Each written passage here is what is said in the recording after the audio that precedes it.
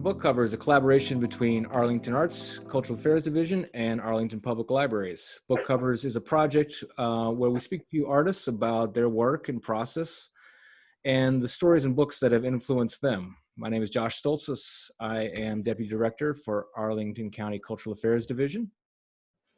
Hi, I'm Liz Larrabee. I'm a Programs and Partnerships Librarian with Arlington Public Library.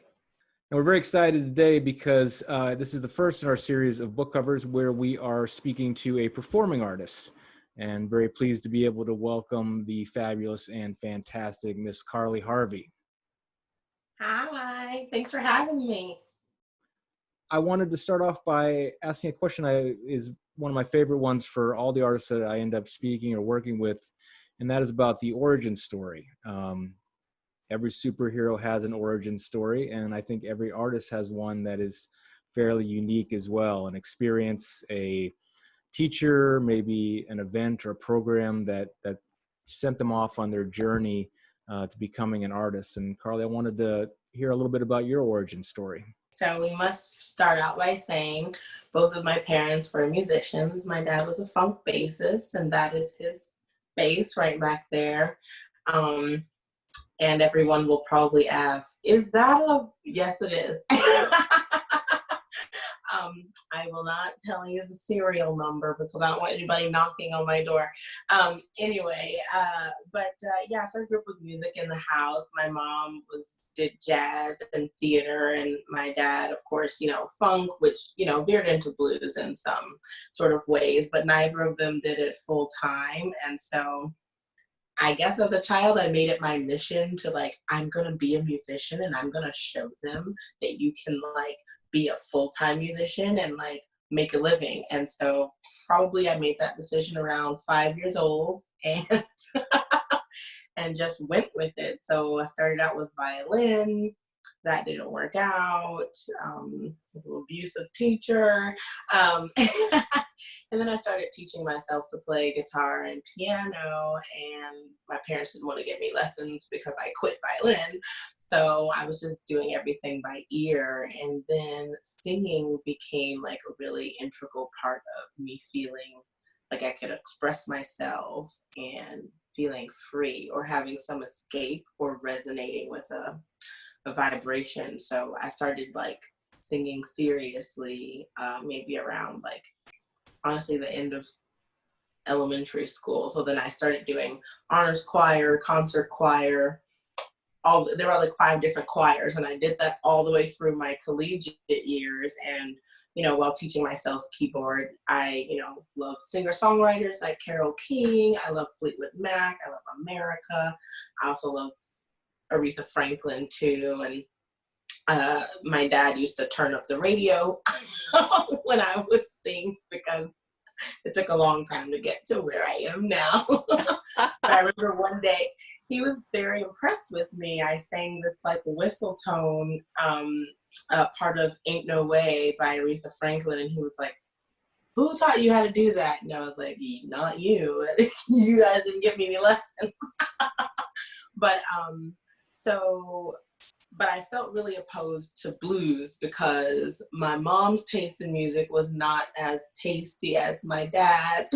So I did not enjoy that kind of theatrical jump blues. I just wasn't into it. And so in college, I was doing singer-songwriter stuff. And a friend of mine said, you should sing blues. And I was like, no, thanks. I'm not going to do that. I'm not going to. And he just kept pushing it. And finally, he got me to do a coffee house with him. And we did a few blues tunes. And I was like, oh, okay, yeah, this feels good. And he introduced me to Susan Tedeschi's music. And I borrowed his DVD, Susan Tedeschi Live in Austin, I said I was going to borrow it for a couple of weeks, but I actually kept it for 4 months. And the way she sang blues was so authentic, and it wasn't put on or vaudevillian, some of that is just off-putting. And so she made it accessible to me as a younger person. And then I started listening to who she said she was listening to, and I was like, oh, wait a minute. Oh yeah, I do like blues. I love blues. So then I've been just playing blues since I was 19. Carly, does being a blues musician affect the way that you access the world? Does it shift your framework for the world? Does it shift how you look at the world? Yes and no.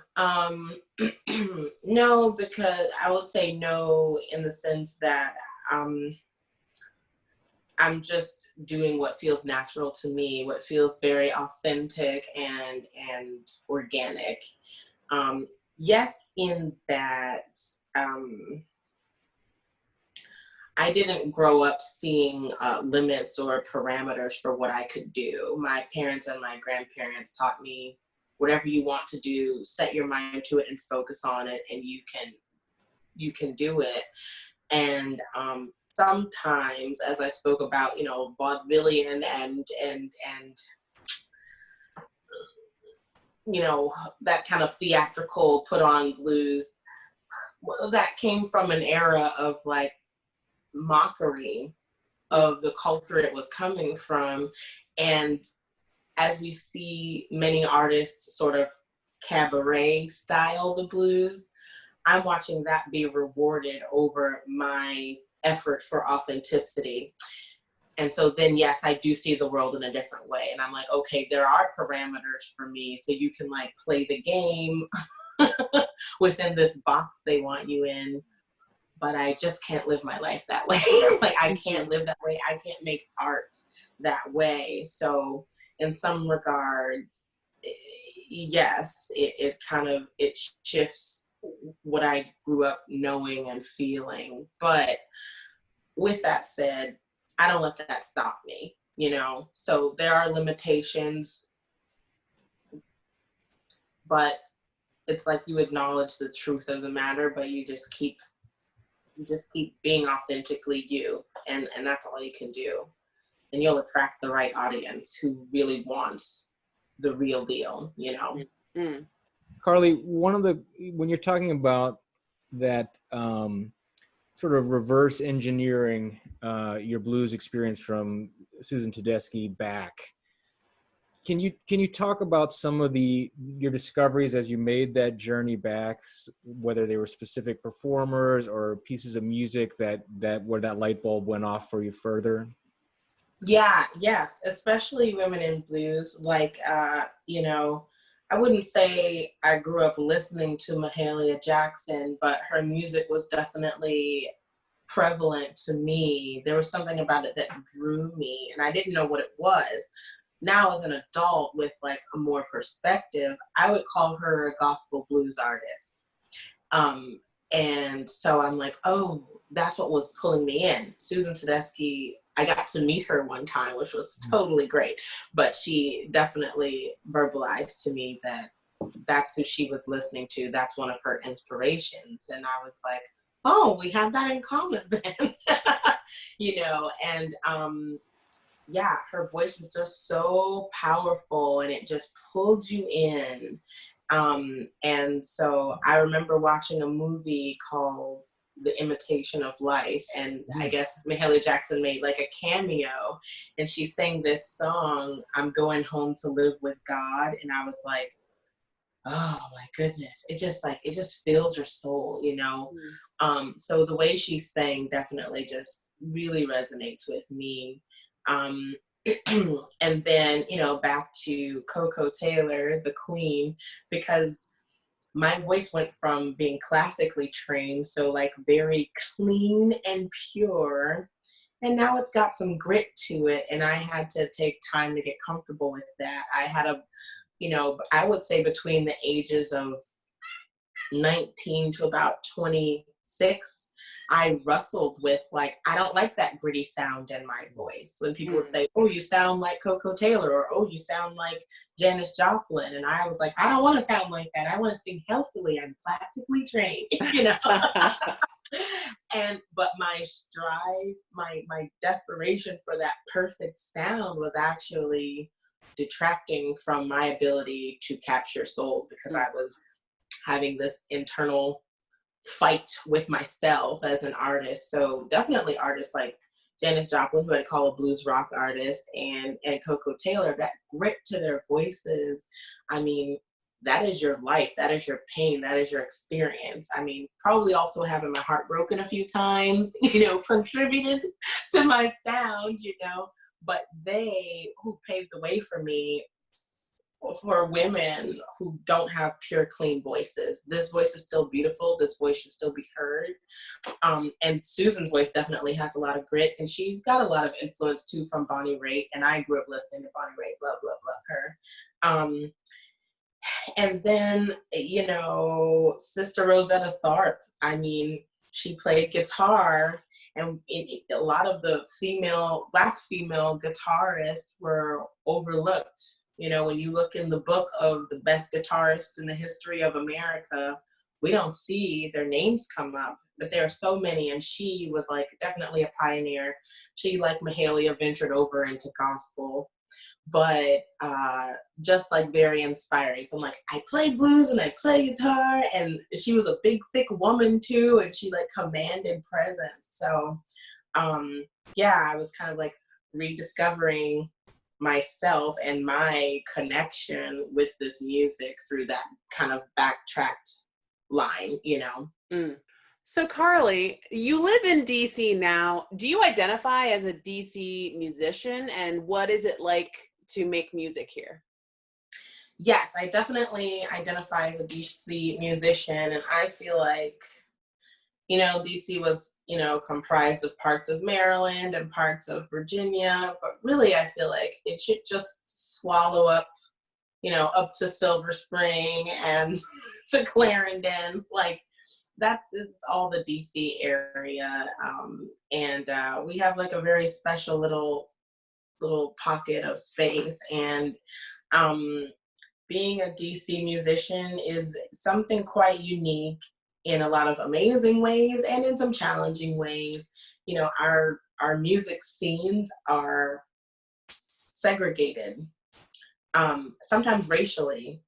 So, the Blue-Eyed Soul crew kind of all hangs out, jams, and plays at the same places. And then the traditional soul crew, which definitely has a different hue to their skin, is in a different, hangs in different places and jams in different places. And you don't really see, you see small pieces of the integration of it, but I would say more likely than not, the Blue-Eyed Soul has a more diverse crew or crowd coming to support them, as opposed to traditional soul artists has basically one demographic. And that is disappointing.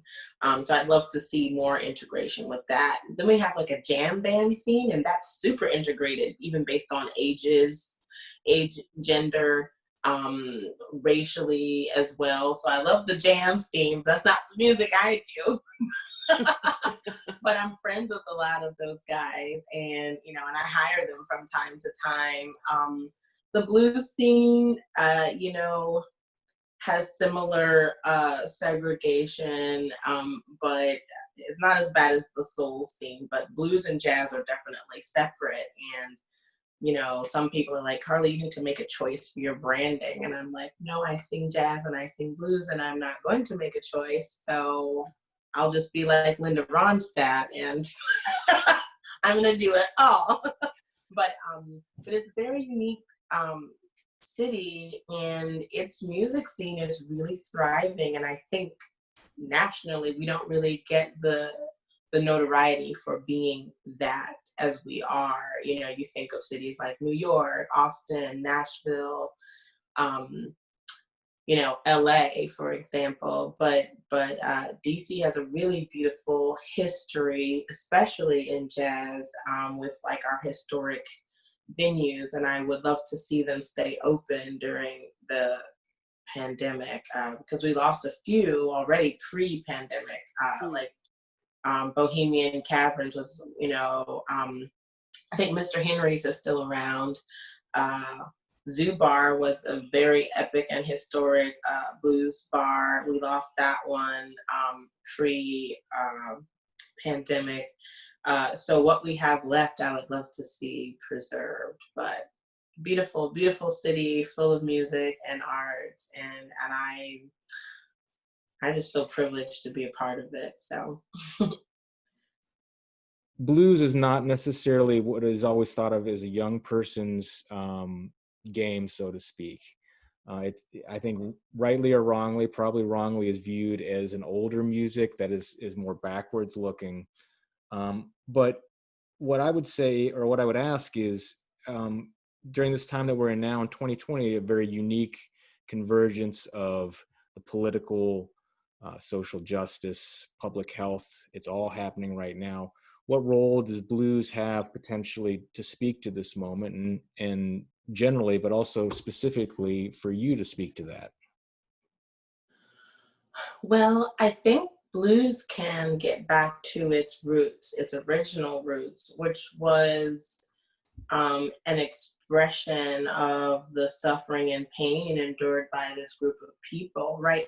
That is still a political statement when you're singing about like how you feel oppressed, how you feel that pain.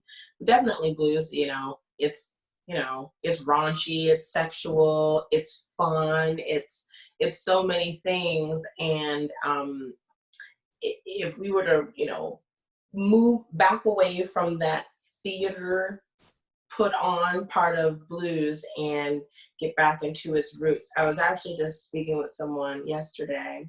I was doing a talk about the history of blues with the University of Boston, and talking about how in the 1920s, artists like Ma Rainey were singing lyrics alluding to the knowledge that they were bisexual, or in fact did not like men at all. So you were making a political stance and an expression, and uncensored in the 1920s. And so if we just backtrack back to that and keep the form, it can still stay fun, but just go back to that very like message delivering and eye-opening part of it. That's what we can do. And I've been thinking about that as a blues artist, because definitely lots of my songs are like sad love songs. And some of them are sexy or about like, things like that. But, that's what I want to do as a blues artist. And I have recently written a contemporary blues song. It's more like blues folk fusion, that is socially conscious, that, discusses the walks of life of the people that happen to share the same heritage as me. So the walk in the life of a Black blues musician, the walk in the life of, the people trying to be empowered in the Black Lives Matter movement, a walk in the life of children who are in cages, and a walk in the life of Indigenous people who are watching their heritage be made a mockery of, and people fighting to keep it that way. And I want to write more music like that too. And I think not this year, but last year's Blues Music Awards, the song of the year that won was called No Time for Hate. And that was by Shamika Copeland, who's Johnny Copeland's daughter. And so we're already seeing a usurping of like, I guess a blues revival. It's becoming more prevalent in popular music right now. And so I would love to see those songs be the songs that get pushed through for the radio play and, for the live streams and the videos. And that's the role blues can play, Carly, I wanted to ask a follow-up question as you were speaking about Indigenous people, and as a DC musician, if you wanted to speak to the issue around the Washington football team. Yes, absolutely. So first of all, I have Indigenous heritage on both my mother and my father's side. So my mother's side of the family is the Anigato-Gewi people. That roughly translated, we're the Wild Potato Clan of the Tsilagi people of North Carolina. So we belong to the Eastern Woodlands. And so basically, you know, native to this area, the Eastern United States. And a lot of people feel like the term redskin is not equivalent to the N-word or any other derogatory word. And it is definitely rooted in dehumanizing and violent actions toward Indigenous people. So the term redskin does not exactly allude to the reddish hue to our skin, right? Like it was tannish, reddish, brown, which people think, oh, why would you be offended by that? And it's not quite the same as saying, oh, that white man or that black woman. It's not the same because the term redskin was coined by bounty hunters who basically were ordered to commit genocide against Indigenous people. So there were bounties on especially men's heads for no reason. And if you were bringing in a red skin, you were scalping people. You were scalping them and bringing in their bloody red skin to collect the bounty. And you know, you can speak to people from all up and down the East Coast. We know the same story. So we don't all have the same boogeyman story and are quite mistaken. It's actually very heavy to talk about, but I want to talk about it because when that story gets told in your family that like, wow, you were so unworthy of dignity, that someone took joy in scalping you alive. And now to just displace the meaning of that word, like let's push it aside. We don't need to remember where it came from and to use that as the name of a football team. So you can play a game. Like why do you want to use that heritage to play a football game? Like why is it so important when a whole group of people, and I'm a mixed race person, but Indigenous people make up less than 2% of the United States population. So it's very easy to ignore our voices. And then you hear, you know, some people say, oh, well, my great grandmother was an Indian princess, and I'm not offended by that word. And what I have to say about that is we don't have princesses. So if that's the impression you're under, I'm not sure that this is actually your heritage, because culture is also a way of life. You know, the traditions we keep, what we consider to be sacred, especially headdresses. Which people feel like everyone should just put on a headdress, and you know, when that team plays and people put on headdresses and walk around, they have no idea it's making a mockery of someone's spirituality and religion, and it's deeply hurtful. But to go back to what I was saying about people who feel like they have a percentage of Native American and they're fine with the term redskin.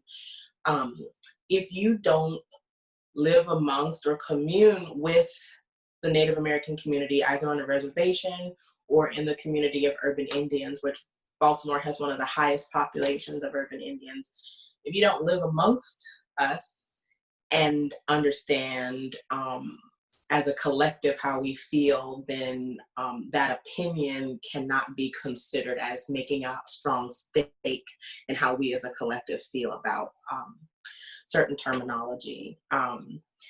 And so yes, the term is racist. I'm glad it's gone. I don't know what they're going to call it. And I don't care. But I wish them luck in the future. Perhaps they will perform better now that they don't have the dark cloud of that hurtful, painful history luring over them. So that's what I have to say about that. Carly, I know that's a really difficult topic to speak to, and we really appreciate your answer on that. We really appreciate you being willing to share your experience and your knowledge with us. I do hope that this is a moment in history where we are more receptive to learning more about the people around us, about our own communities, about the communities we live alongside. And I'm wondering, as a woman with Indigenous heritage, do you have books or authors that you would suggest to people who would like to know more? Like, who do you turn to? Who are your favorite Indigenous authors and books?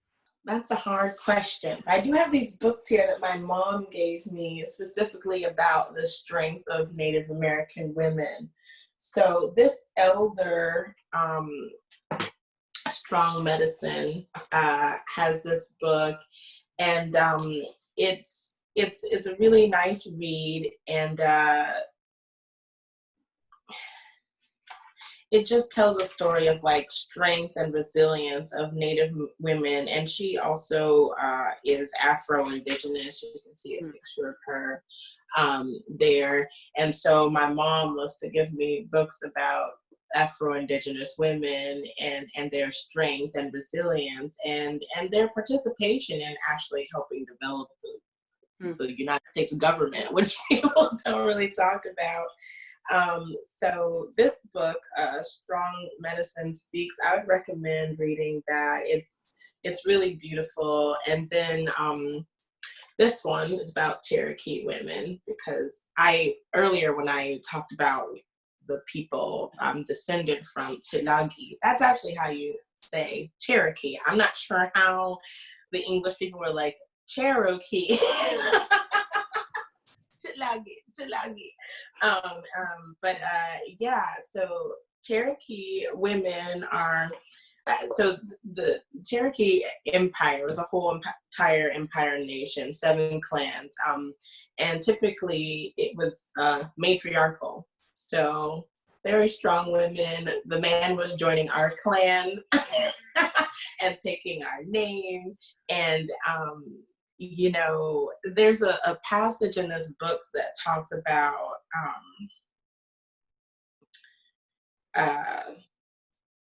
after decades of boarding schools, they sent us to boarding schools and English schools, stripped us of culture. So after decades of boarding schools, Albert Gallatin still insisted the Indians as individuals have preserved a much greater independence than is compatible with a more advanced state of civilization. They will hardly submit to any restraints. So that was meant to be kind of insulting, like we can't be broken, but no, thank you. We cannot be broken. So I typically have hard times in a romantic situation because I think just genetically, I don't take BS. So that's just in my heritage. So yeah, these books are, validation to me that my voice is important, and that, just inherently the way I sing blues, honestly, the way I sing blues with an intention for authenticity and to not waver from that, regardless of the dollar signs waved to sell out. I mean, I don't want to say sell out, that sounds mean, but to compromise at my core what I desire to do with music. Well, I see you have a guitar right there, Carly. Is there something you're willing to play for us? Sure, I will sing for you my latest song. It's called Human Too. And yeah, it just invites a conversation about how you would feel if you had to live certain walks of life.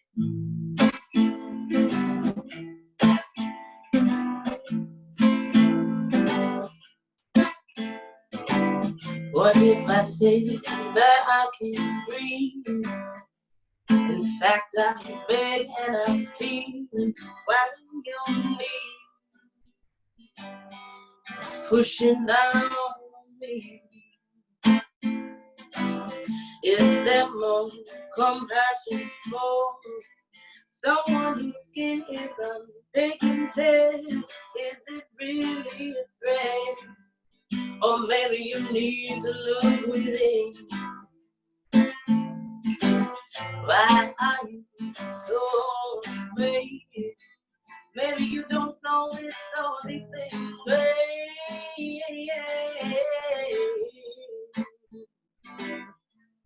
Oh, ooh, ooh,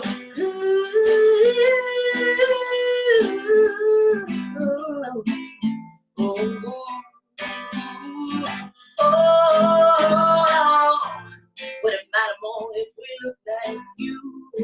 Black lives matter, we are human too.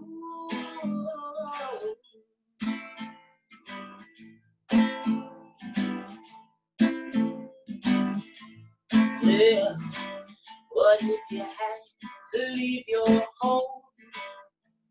Leave with uncertainty to a land unknown, just so you could have something to hold on.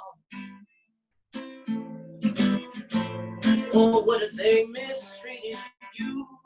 Don't you know children in cages are human too? Oh, they're human too. Hey, hey, yeah. Oh,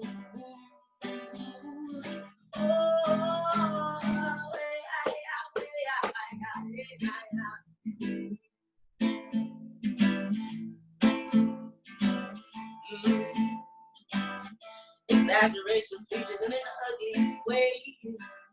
Turn your culture into a mascot just so they can play a stupid fucking game.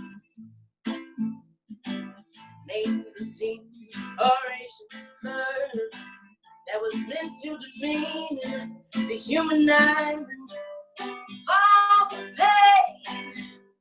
Oh, Lord, your ancestors. Doesn't matter more if we look like you. Indigenous people are human too. Oh, yeah, yeah. We're human too. Yeah. Oh, yeah.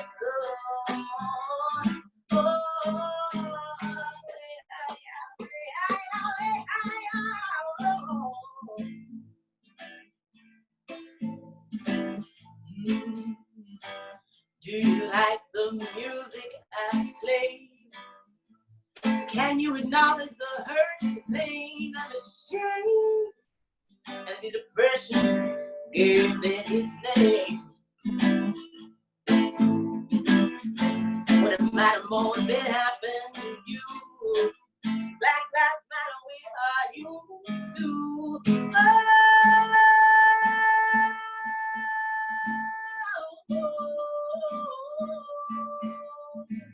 Oh, yes, human too.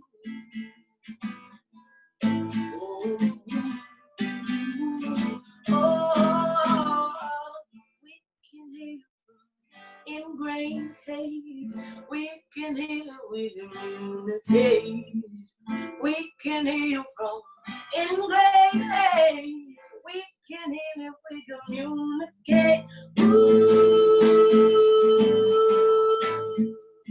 children get love.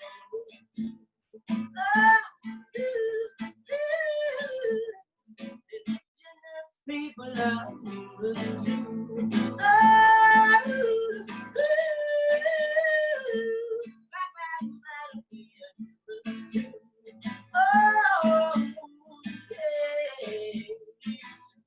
Oh, yeah.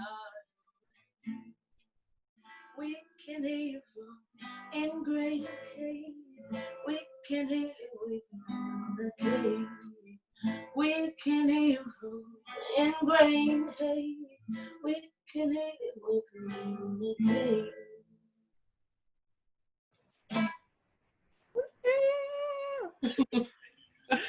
Thank you so much, Carly. That was awesome. Thanks so much. I butchered the lyrics less this time. It's great. That's honestly, are you working on more stuff that's like that in terms of your next project?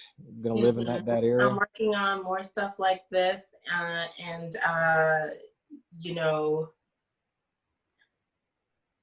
I did it was like a virtual talk show, if you will, and I talked about when you make a political statement, invite a dialogue, you know, instead of like saying you did this and this is bad and this is how you suck. I mean, people don't want to hear that, even if it's true. That's not gonna give them the openness to receive it. It's, let me put this into some perspective, and then if this was happening to you, let's talk about how you would react. Could you honestly tell someone not to protest or cry or be hurt if that was happening to you? So yeah, so I'm working on more, but I definitely want it to be organic and not like you know, kind of forced out. But this will be included on my next album, my next full album. And Carly, if you could score the story of your choice, a story that you love, if you could write the music to this story, what would it be? well, I think not a particular story, but I have this book here, which is quite amazing. It's called Divine Intervention, and it is about navigating. Suspend your disbelief if you don't believe in like astrology or weird hokey pokey things, but navigating a twin flame relationship. And a twin flame is sort of like a soulmate, if you believe in past lives, sort of like a soulmate, but you meet them at a time where you need exponential growth. And sometimes twin flames live in union together romantically, and other times they're not available to one another, either because of being in a karmic relationship, if you will, or something about the timing isn't right. So you have to separate. And I've already written a song. I've written 2 songs, so that I could, you know, and without saying too much about my personal life, I have been in a twin flame relationship. So I do know it's a magnanimous type of love that it's a beautiful thing to experience, and also very hard to get to that separation part of things. And so yeah, I already have half of the soundtrack written. Well, there you go. You're just well on your way. Yeah. And a weird story about this book is, so when I was with my person, my soul partner, if you will, this book stays on my bookshelf, and it is the last book on the bookshelf, and I have like a bookend that holds it in. And one day, early on in our relationship, my sister got us that book. First, we were living together, and that book fell off of the bookshelf and opened up to a certain page that was like very specific to something we were dealing with. And I was like, that is weird. No book has ever fallen off of my bookshelf ever in life, and had not again until we were facing separation. And we had this big, terrible fight, and that book falls off of the bookshelf again. And I was like, what the hell? And it falls off of the bookshelf, and it was like, whoa, it was very intense. And so if you were like kind of skeptical about like, is this a twin flame or what does that even really mean? This book falling off the bookshelf was like the universe being like, yeah, get your lives together, both of you. So, little interesting story about that book, which I'm writing a song about, the book that fell off the shelf. Carly, are there any music bios or histories of different scenes or styles of music that you've read and have had an impact on your work?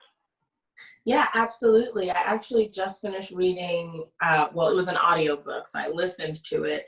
Alicia Keys' autobiography, More Myself, and it was so impactful that I reread it or listened to it again and took notes because I felt like she was like speaking to me. She spoke a lot about understanding that when it's a time for a transition, knowing that those transitions mean that there are exit doors for people in your life. And so when you are elevating yourself or excelling, and some people want you to stay back with them, but if something has run its course, you have to let it go in order for you to proceed. And so, just touching back to my separation, that definitely was validating because she had a relationship she was in before she met her now husband, and at events, she had to like make sure he felt attended to while she was working and networking with people, and it created this probably a resentment or something like an unspoken resentment between them, where she just wanted to feel free and go to these networking events, and feeling pulled to stop what she's doing and focusing on her movement to like, are you okay? Do you know all these people? Let me introduce you. And so that becomes an unfair thing to do to yourself and to the other person. She also talked about having to leave her manager behind. That's really important because as my career excels, she worked with a manager, the same manager since she was 14, but that manager turned down Jay-Z's offer to do Empire with her, which, I mean, that was epic and amazing, and he didn't even consult with her. So he just said, no, she's not interested in this. No, she's not interested in this. So Jay-Z was like, she's the one, and I'm going to make it happen. So he went around him and found a way to contact her personally. And so what that was teaching me is like to be really aware of the people you have around you, because managers may have an idea of what they want for your career. And so now, as I'm considering getting an assistant and getting a manager, because I'm a little bit overwhelmed at the moment, even during COVID, I'm still a little overwhelmed. So I do need management, but that person needs to understand they work for me. So they're going to consult me first. And so there are a lot of like teachable moments in her autobiography about allowing transitions to be what they are, so that you can work toward your highest good. So yeah, I love that book. I would definitely recommend you listening or reading, Thank you so much, Carly. This has been great. I feel like we could just talk to you forever. I know, it's so fun. We really appreciate you being part of this project. It's been so cool to get to know you this way.